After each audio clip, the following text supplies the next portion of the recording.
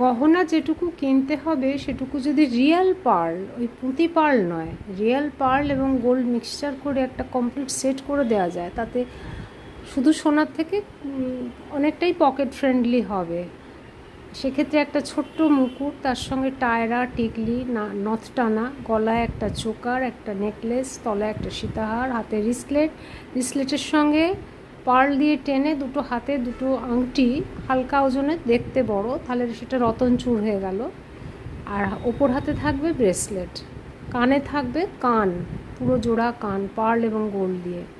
সেই সেটটা সবসময় সে ব্যবহারও করতে পারবে, শুধুমাত্রই লকারবন্দি হয়ে পড়ে থাকবে না।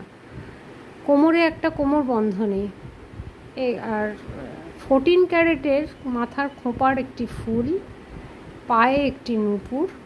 14 ক্যারেট গোল্ডের দামটা অনেক কম।